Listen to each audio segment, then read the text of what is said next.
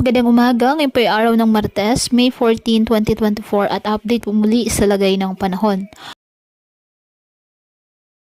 Ayon po sa Pag-asa, easterlies ang nakakaapekto ngayon sa ating bansa. Ito po ay mainit na hangin na nagmumula sa dagat Pasipiko.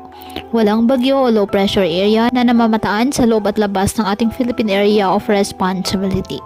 Ngayong araw, dahil pa rin sa frontal system, asahan ang maulap na kalangitan na may kalat-kalat na pag-ulan at thunderstorms dyan po sa Batanes.